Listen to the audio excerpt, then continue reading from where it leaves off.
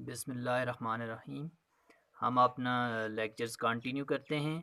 हमारा ये lecture number 21 है। इसमें हम आज देख रहे हैं कि properties of bounded linear operators. कुछ हमने कर भी लिए हैं लेकिन अब वहाँ से आगे कंटिन्यू करते हैं। वो आज हम देखने जा रहे हैं properties of bounded linear operators. तो इसमें प्रॉपर्टीज़ जो है वो ये है कि इफ़ अ नाम space x is finite dimensional, then every linear operator on X is bounded। तो सबसे पहली बात जो समझने की है वो हमारे पास ये है कि ये फाइनाइट डायमेंशनल का मतलब क्या है। फाइनाइट डायमेंशन आप देखें, नाम लीनियर स्पेस एक्स है तो ये हम किसके ऊपर डिफ़ाइन करते हैं? वेक्टर स्पेस के ऊपर डिफ़ाइन करते हैं कि हमारे पास एक वेक्टर स्पेस हो, उसके ऊपर हम नाम डिफ़ाइन करते हैं।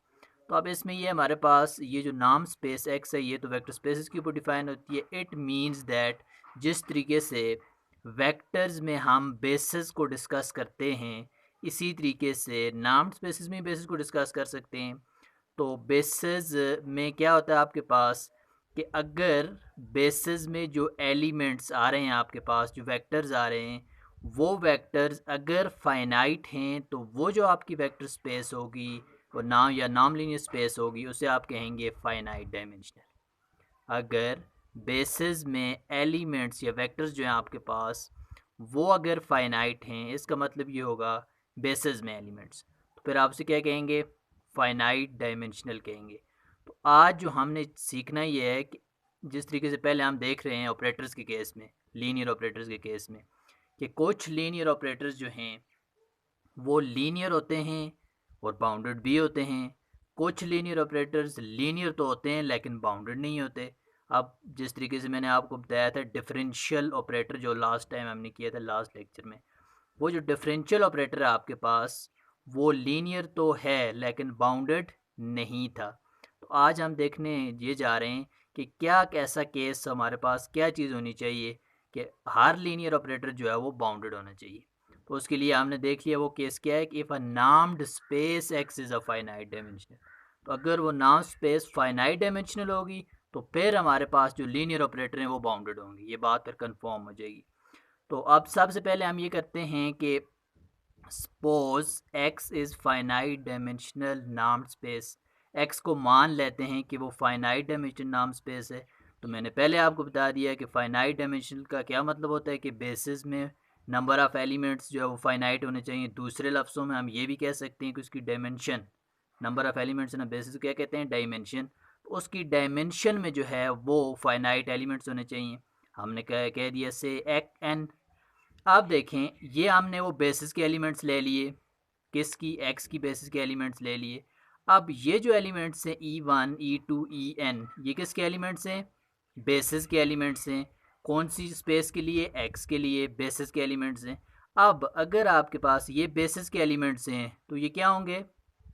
लीनियरली इंडिपेंडेंट होंगे। ये सेट जो आपके पास ये क्या होगा? लीनियरली इंडिपेंडेंट होगा।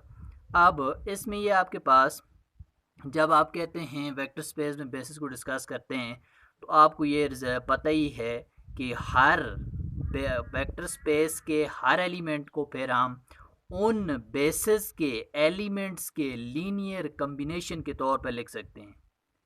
क्या है कि आप वेक्टर स्पेस के हर एलिमेंट को के किस फॉर्म में लिख सकते हैं? अगर ये बेसिस है आपके पास, बेसिस का सेट जो है, तो वो आप उनके लीनियर कम्बिनेशन के तौर पर लिख सकते हैं। तो वहाँ से ये चीज़ देखें, ये नाम लीनियर स्पेस एक्स का एक एलिमेंट है, उसको मैंने इन बेसिस के लीनियर कम्बिनेशन में लिख दिया। किस में लिखा है? Linear combination. ये स्केलर्स इनके साथ मल्टीप्लाई होंगे फिर उनका सम ले लिए तो उसको समेशन की फॉर्म में लिख लिए।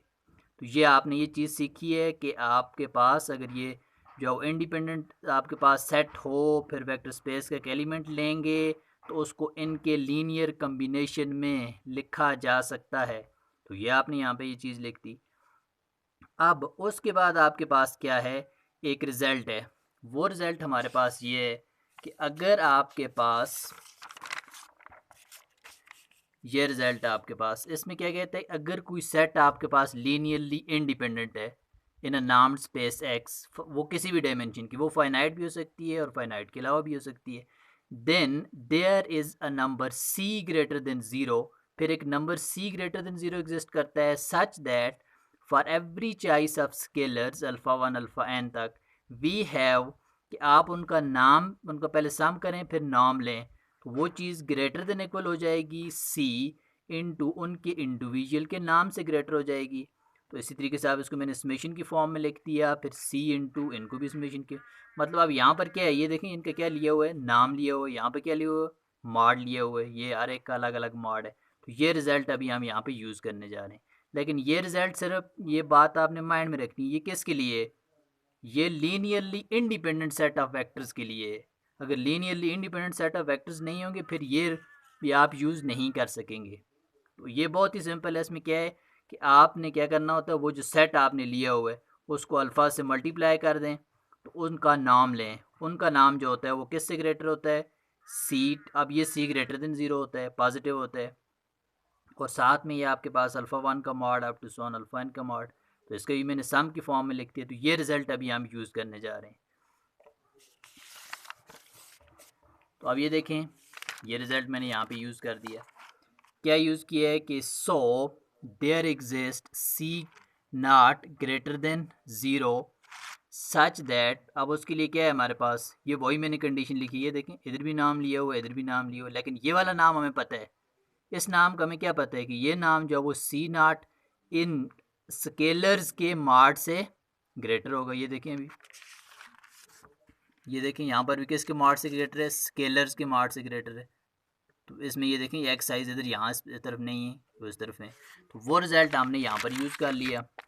ये देखें यहाँ पे यूज़ होगी। अब नेक्स्ट में हमने क्या करना है, ये देखें वही चीज़ हमने दोबारा लिखी हुई है, ये चीज़ इसको इस साइड लिखती है और यहाँ पर जो चीज़ आएगी उसको इस साइड लिखती है। अब ये सी नॉट पॉजिटिव है तो हमें इसको डिवाइड करने से कोई फ़र्क नहीं पड़ता, क्यों, क्योंकि सी नॉट ग्रेटर देन 0 है। तो ये आपके पास इक्वेशन नंबर 1 है। हमने करना क्या है, हमने करना ये है कि हमने इस ऑपरेटर को क्या प्रूव करना है, लीनियर।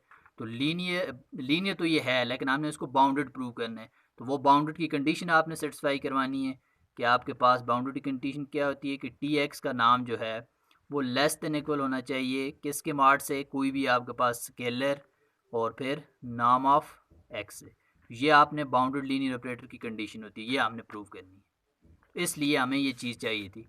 अब देखें वही काम किया, मतलब ये चीज़ हमने ले ली, ये चीज़ ले ली, फिर एक्स की जगह वैल्यू सब्स्टिट्यूट कर दी। कौन सी वैल्यू सब्स्टिट्यूट की, ये वाली, ये वैल्यू एक्स की वैल्यू सब्स्टिट्यूट कर दी यहाँ पर। तो जब वैल्यू हमने सब्स्टिट्यूट की है तो ये चीज़ बन गई है। अब यहाँ से आपको पता है कि टी आपके पास लीनियर ऑपरेटर, अगर टी लीनियर ऑपरेटर है तो फिर आपके पास ये कंडीशन होती है कि आप ये देखें जिस तरीके से कोई भी आपके पास T into alpha X plus जो भी है, आप बीटा वाई भी है अगर साथ में, तो आप क्या करते होते हैं, अल्फ़ा को by T x plus beta T y, इस तरीके की जो कंडीशन होती है वो आपने यहाँ पर अप्लाई कर दी। ये देखें अल्फ़ा स्केलर्स बाहर आ गई, टी मतलब स्केलर्स बाहर आ जाते हैं और अल्फ़ा किसके ऊपर अप्लाई हो जाता है, ये जो वेक्टर्स हैं उनके ऊपर अप्लाई हो जाता है। अब ये कंडीशन आ गई। इसके बाद देखें यहाँ से नेक्स्ट स्टेप कैसे आया, अब ये स्टेप आप देखें क्या है, यहाँ पर ये नाम है, ये क्या है, नाम है, ये सम का नाम है, किसका नाम है, सम का नाम है। जब आप इसको इंडिविजुअल्स के नाम करेंगे तो ये क्या हो जाएगा, नाम की डेफिनेशन है, ये आप कहाँ से लिखे, नाम की डेफिनेशन से। वहाँ पर आपको प्रॉपर्टी होती है कि नाम ऑफ x1 प्लस x2 जो होता है वो लेस देन इक्वल होता है नाम ऑफ x1 प्लस नाम ऑफ x2। आप देखें ये ऑल का नाम है और फिर ये इंडिविजुअल्स का नाम है, तो ये वहाँ से ये लेस आ गई प्रॉपर्टी, तो ये स्टेप ऐसे आ गया। अब नेक्स्ट देखते हैं। अब ये देखें ये स्टेप भी उसी से जनरेट हुआ है, ये वाला। अब देखें ये नाम अल्फ़ा जे के ऊपर है और फिर टी, ये आपने एक नाम की डेफिनेशन ये भी पढ़ी थी, उसकी डेफिनेशन में इस तरीके से आप इसको लिख सकते हैं, ये किसके अल्फ़ा का मॉड आ जाएगा फिर नाम ऑफ एक्स, तो ये चीज़ वहाँ से लिखी हुई है, तो वो भी हमने वहाँ पे यूज़ कर दी। ये देखें ये चीज़ मतलब अलग अलग इसके ऊपर मॉड आ जाएगा, इसके ऊपर नाम आ जाएगा। अब देखें अगर आप इस जय की जगह कुछ सब्स्टिट्यूट करते जाएं, जय 1 पुट करते हैं, तो TE1 आ जाएगा, TE2 आ जाएगा, तो वो उसका सारे क्या होंगे, वो तो सारे रियल नंबर होंगे। अगर उन तमाम रियल नंबर्स का हम मैक्सिमम ले लेते हैं, लेट्स सपोज दैट कि वो मैक्सिमम क्या है हमारे पास, तो ज़ाहिर है फिर ये वाली सारी टर्म जो है वो जो है वो अब मज़ीद लेस हो जाएगी इस टर्म से। अब ये जो सम को इसके साथ अटैच किया, तो इसके साथ जो हमारे पास देखें ये सारे रियल नंबर आ रहे थे, तो अब वो सारे रियल नंबर जिस तरीके उनका अगर हम मैक्सिमम लेंगे तो ये टर्म जो है वो इस टर्म से मज़ीद छोटी हो जाएगी, क्योंकि ये क्या अब इनका मैक्सिमम है। तो इस वजह से ये टर्म आ गया आपके पास। अब फिर नेक्स्ट में आपने क्या किया, नेक्स्ट में आपने ये किया, अब ये वाली जो ये टर्म आ रही है यहाँ पर, ये किससे लेस है, अभी देखेंगे लास्ट इक्वेशन में ये less than equal to 1/c0 norm of x, तो वही चीज़ हमने इधर यूज़ कर दी। अब ये देखें यहाँ पर अगर ये चीज़ लेस ना होती तो फिर हम इधर इक्वल डाल देते, लेकिन ये चीज़ लेस देन इक्वल है तो फिर हमने वही चीज़ डाल दी यहाँ पर। अब इसके बाद देखें, तो आप देखें ये वो कंडीशन इसकी सेटिस्फाई हो जाती है कि जो आपके पास टी एक्स का जो हमने नाम लिया है वो less than equal to some scalar से अल्फा है इनटू नॉर्म ऑफ एक्स। तो अब ये देखें ये सारी चीज़ तो कांस्टेंट है, सी भी ग्रेटर देन ज़ीरो है, के भी ग्रेटर देन ज़ीरो है, तो अब ये देखें ये आपके पास नॉर्म ऑफ एक्स, तो ये बाउंडेड की कंडीशन प्रूव होगी। इसका मतलब ये हुआ कि टी आपके पास बाउंडेड। अब ये आपका प्रॉपर्टी जो है वो प्रूव हो चुकी है। अब नेक्स्ट हम देखते हैं कुछ रिमार्क्स हैं इससे रिलेटेड कि आप जिस तरीके से फंक्शंस या मैपिंग एक ही चीज़ होती है। अब ऑपरेटर्स आर मैपिंग्स, ऑपरेटर्स भी तो मैंने आपको बताया हुआ है कि ऑपरेटर्स भी बेसिकली क्या होते हैं, फंक्शंस ही होते हैं। ऑपरेटर्स भी क्या होते हैं, फंक्शंस ही होते हैं, मतलब मैपिंग या फंक्शंस होते हैं। अब उनके ऊपर भी कंटिन्यूटी की डेफिनेशन आप अप्लाई कर सकते हैं, क्योंकि वो क्या हैं, फंक्शंस हैं। तो कंटिन्यूटी की डेफिनेशन आपके पास, अब ये फंक्शन क्या होता है, टी डोमेन ऑफ टी से वाई बी एनी ऑपरेटर। अब वो ज़रूरी नहीं है, अभी हम लीनियर की बात नहीं कर रहे हैं, हम कह रहे हैं कोई भी ऑपरेटर है, तो वो नॉट नेसेसरी लीनियर की, वो कोई भी ऑपरेटर है। तो वेयर अब डोमेन ऑफ टी जो है वो सबसेट है एक्स की, एंड एक्स और वाई जो है वो नाम स्पेसेस हैं। The operator T is continuous, तो ये अब हम कंटिन्यूस फंक्शंस में जिस तरीके से डेफिनेशन करते हैं वही अब हम यहाँ भी कर रहे हैं। The operator T is continuous at any point, किसी भी पॉइंट के ऊपर कोई ऑपरेटर कंटिन्यूस होता है, कब, if for every epsilon greater than zero there exist delta greater than zero such that कि T X minus T X naught का नाम जो है वो लेस देन एप्सिलॉन हो for all X belongs to domain of T के लिए, और साथ में एक्स माइनस एक्स नॉट का नाम इज़ लेस देन डेल्टा। ये आपको डेफिनेशन ऑलरेडी पता है जिस तरीके से हम फंक्शंस में कंटिन्यूस फंक्शंस को डिफाइन करते हैं। इसमें क्या होता है कि टी एक्स आपके पास यहाँ पर एलिमेंट्स और ये उस पॉइंट के ऊपर। अब ये जो जब कोई फंक्शन ये कंडीशन सेटिस्फाई करता है तो उस टाइम कहते हैं वो फंक्शन इस पॉइंट के ऊपर कंटिन्यूस है। किसके ऊपर, ये जो पॉइंट है इस पॉइंट के ऊपर, ये देखें यहाँ भी वही चीज़ माइनस हो रही, तो वो उस पॉइंट के ऊपर वो फंक्शन कंटिन्यूस है।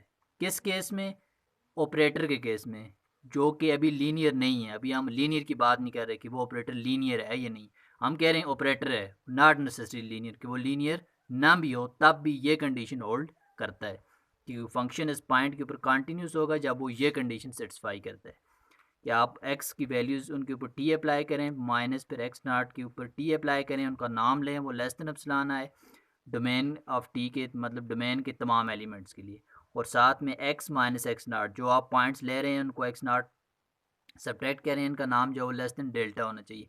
अब ये कंडीशन जब कोई फंक्शन ऑपरेटर सेटिस्फाई करता है तो हम कहते हैं वो ऑपरेटर इस पॉइंट के ऊपर कंटिन्यूस है।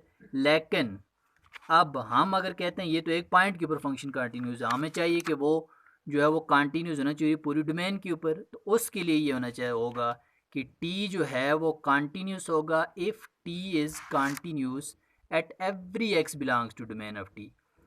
आप ये डेफिनेशन किसके लिए है कि कोई फंक्शन ऑपरेटर जो है वो किसी पॉइंट के ऊपर कंटिन्यूस हो, तो उसकी डेफिनेशन ये है। लेकिन अगर आपको कोई पूछ लेता है कि ऑपरेटर जो है वो कंटिन्यूस कब होगा, तो जब कंटिन्यूस का पूछ ले, किसी पॉइंट का नहीं पूछ रहा, वो कंटिन्यूस का पूछ रहा है कि वो ऑपरेटर कंटिन्यूस कब होगा, फिर आपने उसे बताना है कि टी इज़ कंटिन्यूस, कि टी जो है वो कंटिन्यूस होगा आपके पास if T is continuous at every, वो उस डोमेन के हर पॉइंट के लिए कंटिन्यूस हो तो तब हम कहेंगे कि वो ऑपरेटर क्या है, कंटिन्यूस है।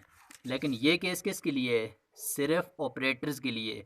लेकिन आप देखेंगे कि अगर वो ऑपरेटर्स लीनियर ऑपरेटर्स हों तो फिर वो इससे मतलब इससे उसकी कंडीशन क्या होगी कि लीनियर ऑपरेटर्स का कंटिन्यूटी और लीनियर ऑपरेटर और बाउंडेडनेस का आपस में क्या रिलेशन बनेगा। तो ऑपरेटर्स के लिए ये कंडीशन है कि ये किसी पॉइंट के ऊपर कंटिन्यूस होगा जब ये डेफिनेशन सेटिस्फाई करेगा, और पूरा टी जो है वो कंटिन्यूस होगा जब वो डोमेन के हर पॉइंट के ऊपर कंटिन्यूस होगा। लेकिन लीनियर ऑपरेटर्स के केस में ऐसे नहीं होता। लीनियर ऑपरेटर के केस में हम नेक्स्ट लेक्चर में देखेंगे कि वहाँ पर क्या होता है। तो आपने यहाँ तक ये चीज़ें देख ली। इसमें सबसे पहला थ्योरम हमने आज क्या किए कि प्रॉपर्टीज़ देखी है बाउंडेड लीनियर ऑपरेटर की, कि कैसे जो हमने देखा था कुछ ऑपरेटर लीनियर थे लेकिन बाउंडेड नहीं थे, कुछ ऑपरेटर जो है हमने देखे थे लीनियर थे और वो बाउंडेड भी थे। जिस तरीके से डिफरेंशियल ऑपरेटर वो लीनियर तो है, बाउंडेड नहीं है, ठीक है, वो हमने प्रूव भी किया था। तो आज हमने ये देखा है कि कैसे कोई नॉन लीनियर स्पेस जो है अगर वो फाइनाइट डायमेंशनल है तो फिर हर लीनियर ऑपरेटर बाउंडेड होता है। उसके लिए हमने कहा अगर कोई देखें फाइनाइट डायमेंशनल है तो उसकी जो वो बेसिस में फाइनाइट एलिमेंट्स होंगे और ये सेट भी लीनियरली इंडिपेंडेंट होगा बेसिस की, तो डेफिनेशन के मुताबिक ये लीनियर इंडिपेंडेंट सेट होता है। अब इस केस में क्या होता है, इस केस में फिर हम वेक्टर स्पेस के हर एलिमेंट को उनके मतलब इन बेसिस के एलिमेंट्स के लीनियर कम्बिनेशन में लिख सकते हैं। फिर हमने यहाँ पर वो रिजल्ट यूज़ किया है कि अगर लीनियर इंडिपेंडेंट सेट हो तो फिर ये कंडीशन होल्ड करती है। फिर हमने बाउंडेड की ये कंडीशन प्रूव करनी थी, वो हमने प्रूव की। फिर नाम की डेफिनेशन यहाँ पर यूज़ की हुई है। फिर यहाँ पर लीनियर ऑपरेटर की डेफिनेशन यूज़ की, यहाँ पे नाम की डेफिनेशन यूज़ की, वहाँ से कर दिया। फिर नेक्स्ट में हमने क्या किया, दोबारा नाम्स की डेफिनेशन यूज़ करके तो फिर नेक्स्ट में हमने ये किया है कि ये इनका जो ये देखें ये भी रियल नंबर है, 1 पुट करें, 2 पुट करें, 3 पुट करें तो ये सारे रियल नंबर ही आएंगे। तो फिर हमने दोबारा वो इनको क्या कर दिया, इनका मैक्सिमम ले लिया। अब जब मैक्सिमम लेंगे ये दोबारा ये टर्म इससे क्या हो जाएगी, छोटी। तो यहाँ से हमने देख लिया ये कंडीशन बाउंडेडनेस की कंडीशन होल्ड हो रही है, इसका मतलब ये हुआ कि टी जो है वो बाउंडेड है। फिर हमने ये देख लिया कि कोई भी ऑपरेटर्स बेसिकली फंक्शंस होते हैं, तो ऑपरेटर जो है वो कंटिन्यूस की डेफिनेशन किसी पॉइंट पे कंटिन्यूस होंगे। और कोई भी ऑपरेटर, अभी लीनियर की बात नहीं हो रही, तो वो कंडीशन सेटिस्फाई करे तो वो किसी पॉइंट के ऊपर कंटिन्यूस है जिस पॉइंट पे वो ये कंडीशन सेटिस्फाई करते हैं। अगर वो उस डोमेन के यार एलिमेंट्स के ऊपर वो कंटिन्यूस है फिर वो क्या हो जाएगा, टी कंटिन्यूस हो जाएगा। अब यहाँ पर हमने ये नहीं लिखा कि एट पॉइंट, हमने कहा टी इज़ कंटिन्यूस। तो ये हमने यहाँ तक आज चीज़ें स्टडी की। तो इंशाल्लाह नेक्स्ट लेक्चर में हम ये देखेंगे कि लीनियर ऑपरेटर्स के केस में ये चीज़ कैसे होगी। Thank you.